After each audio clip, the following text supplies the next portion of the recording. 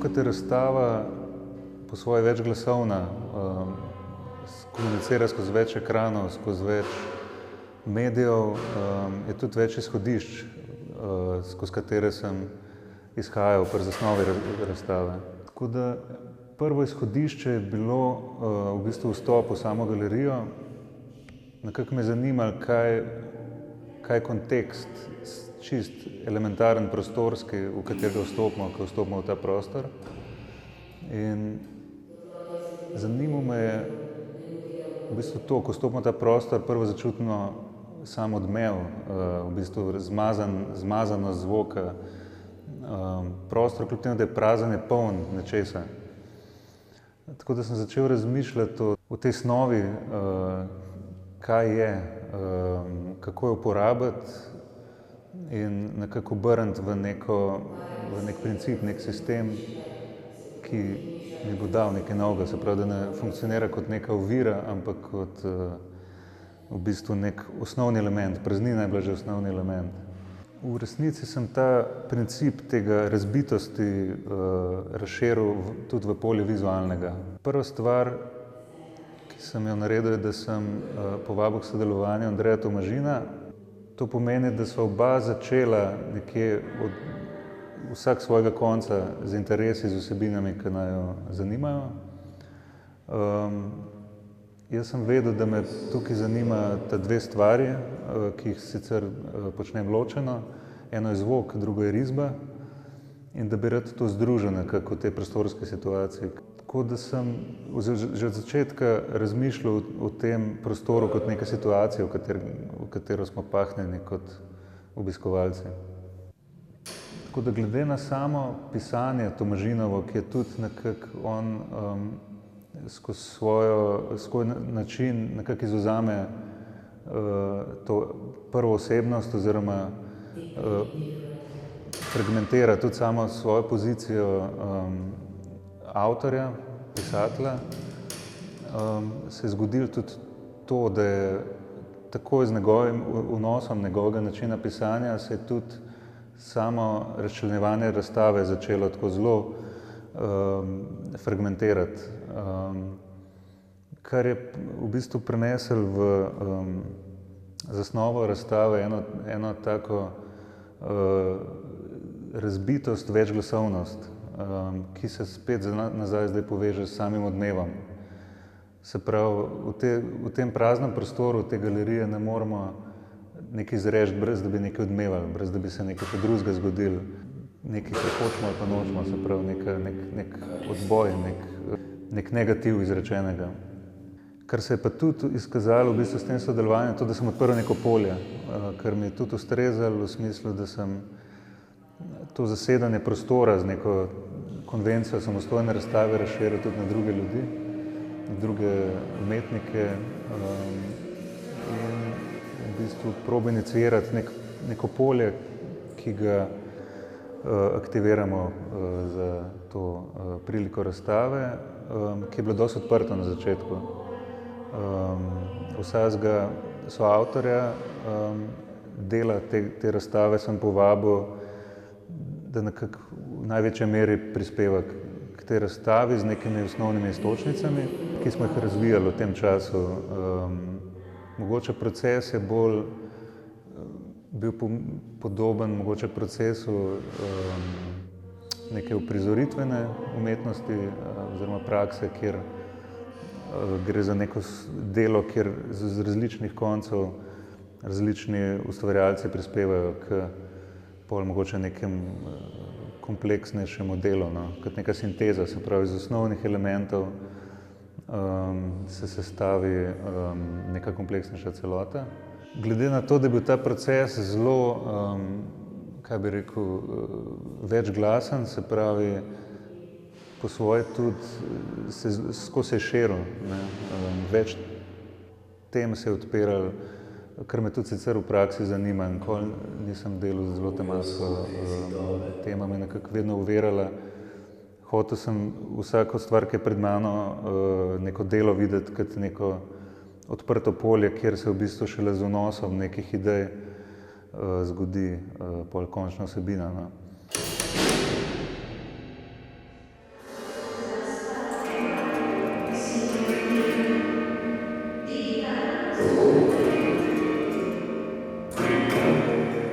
že rečeno, pomemben element je bil zvok, se pravi, koliko lahko tak prostor sploh prenese enega zvoka, enih situacij, ki nekako naredijo izkušnjo prostorsko. Se pravi, zvok je po eni strani zelo totalitaren, po drugi strani pa tudi zelo prostorski, zelo lociran.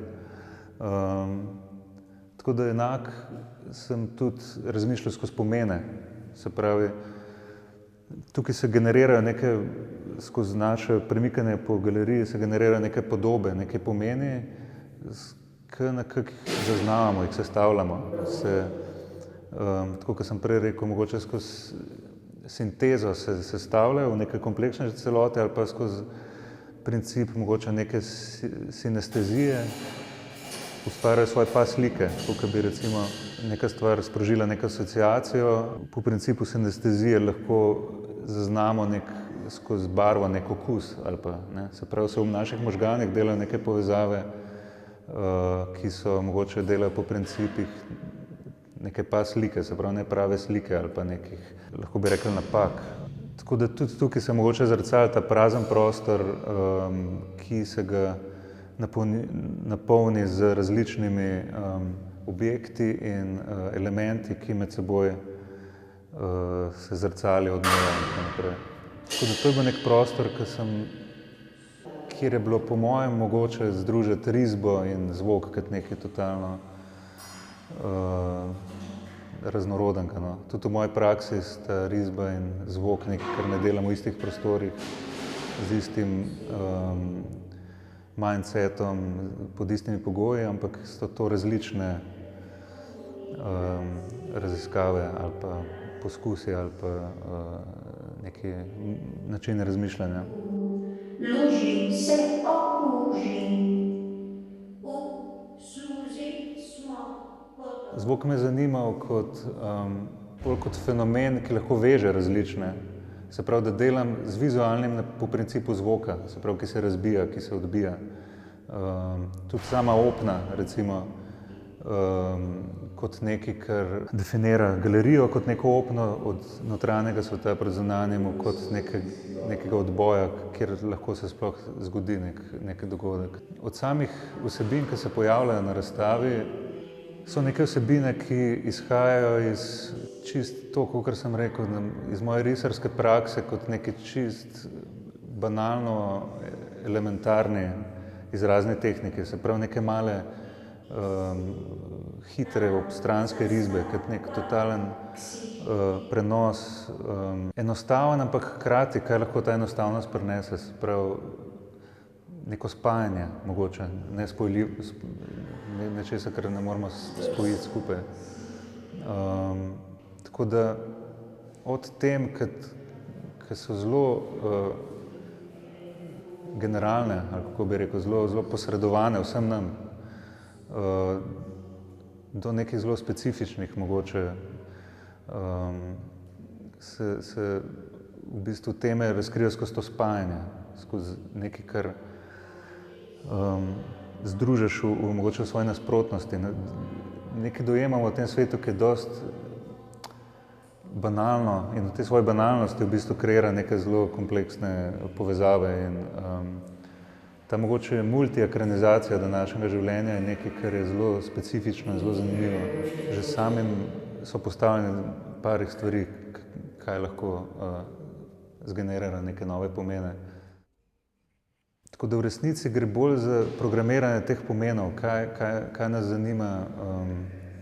Absolutno smo stalno v zadnjem času bolj neposredno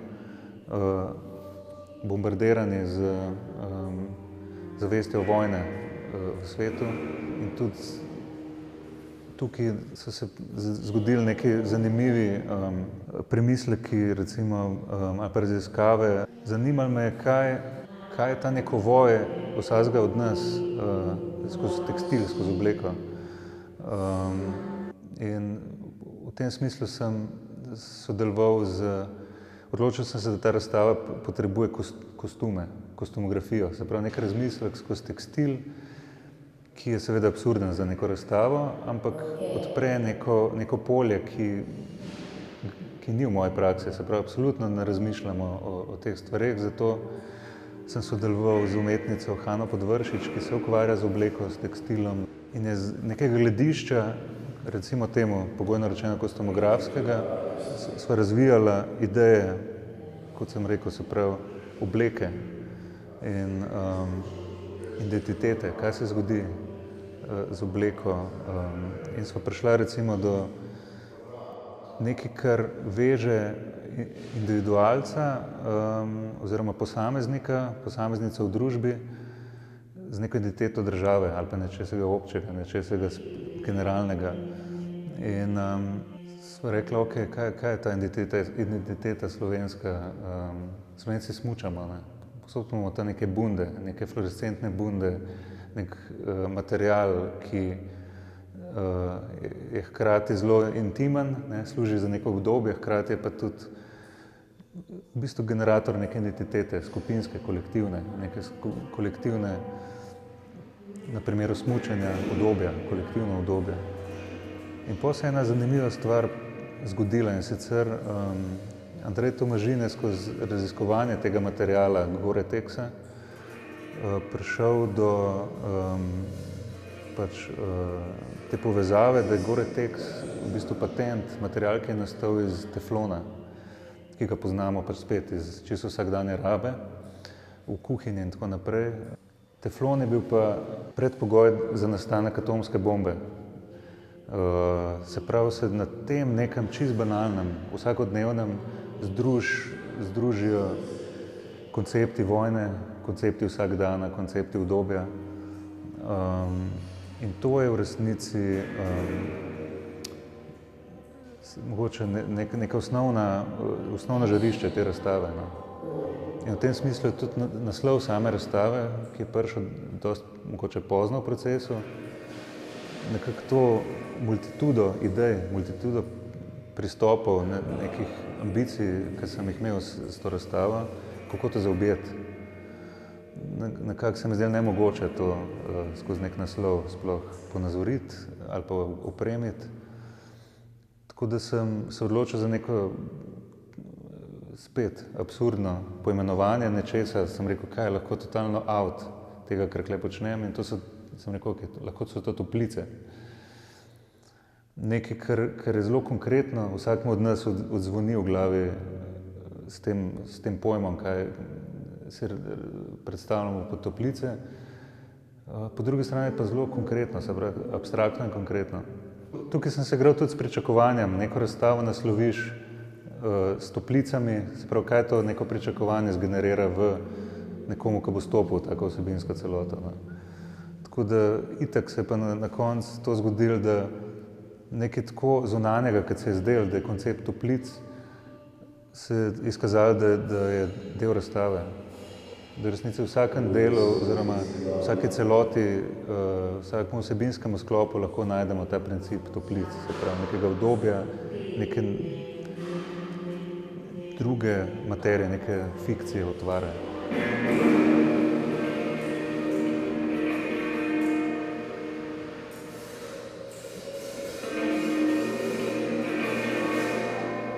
Kakor sem začel konstruirati razstavo iz teh arhitekturnih elementov, ki nekako razbijajo, skoraj bi lahko rekel scenografskih,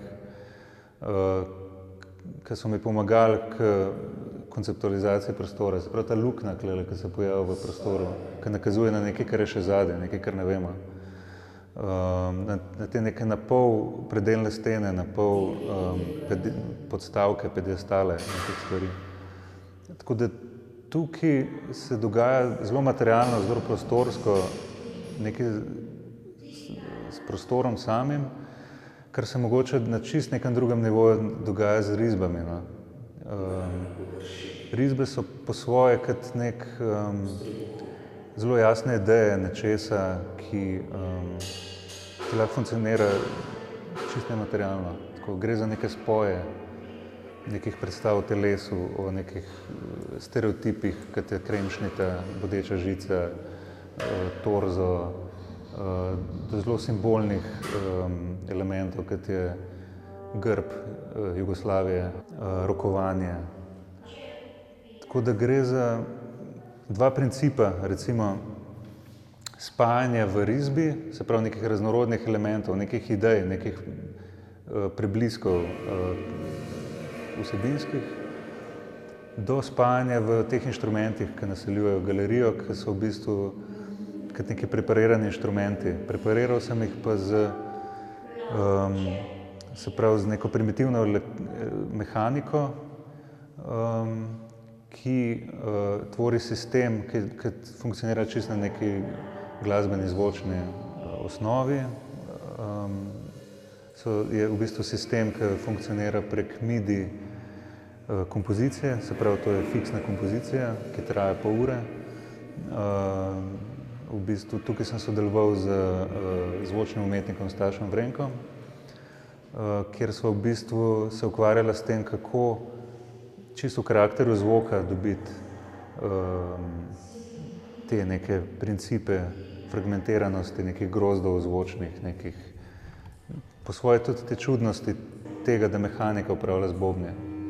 To na nekem nivoju vpliva spet na to, kako se aktivirajo posamezni kosi v galeriji, kako tudi lahko spremljamo po svoje vizualne drobce, pa tudi te zvočne. Poleg bobnov v bistvu so tukaj tudi besedilni drobci, se pravi teksti Andreja Tomažina, ki se pojavljajo na ekranih in na tekstilih, se pojavljajo tudi v zvoku.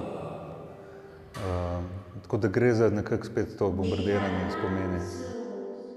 Pri sami kompoziciji, te MIDI kompoziciji, sem prvo izhajal iz nekega principa, ki sem ga raziskoval, da obstaja v sporazumevanju. Se pravi, iskal sem princip ritmike, bobnov, ki je sorodnost z principom govora. In sem našel v nekem afriškem plemenu, pač to je dosti znana stvar, ki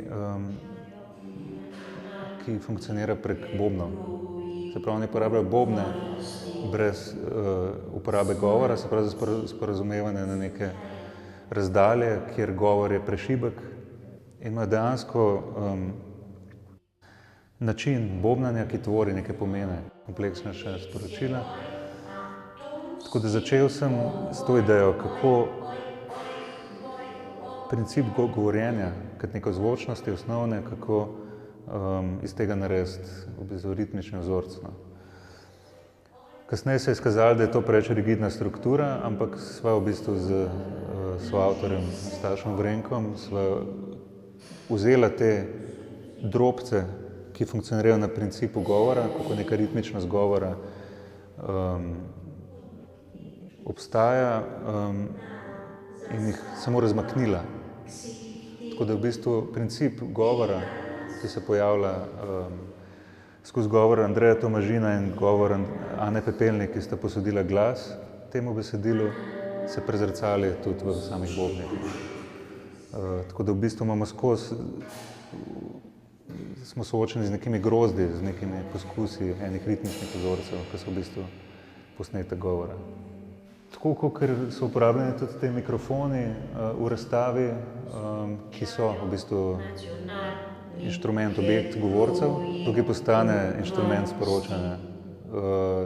Figurativno rečen, nek tehnični pripomoček, tukaj boben, recimo inštrument, je tudi mikrofon inštrument, ki samo prenaša, ki je prenašal celo svoj obstoj, svoje sporočila. Zdaj prvič, kjer ta inštrument prenese avtonomno svoje nek sporočilo. Tako da v tej odsotnosti v bistvu postanejo sami objekti, sami inštrumenti, sami mikrofoni v bistvu izvor zvoka, izvor sporočila. En zelo pomemben element na razstavi so tudi sami videi. Tukaj sem sodeloval z umetnico Nežo Knez, ki je avtorica teh fotogrametrij in v bistvu same montaže videa, kjer se pa združi, se pravi, princip kostumov, tekstila, princip teksta in princip inštrumentov, se pravi vseh pomembnih elementov, ki se združijo v samem videu. Tudi pomembno je, da je sam obrazstavni tekst, se pravi sam esej Andreja Tomažina se pojavlja znotraj del, se pravi znotraj ekranov, montiranje v samo umetniškem delu. V prvi sobi na mesto uvodnega teksta, ki se ponavadi pojavi na razstavi, sem se odločil povabiti umetnico Reno Zatomažin, ki je za to priliko naredila komad Autotune Dieta, ki je tako kot nek pop autotune song, ki v bistvu vsebuje elemente tega uvodnega nagovora razstave. Tako da se vklaplja v bistvu vse to. Tako da uvodni tekst razstavi ni neko besedilo, ki sem ga razbil po razstavi, ampak je pač pop song. Luži se okuži, suzi smo ne pogoje, odnose letne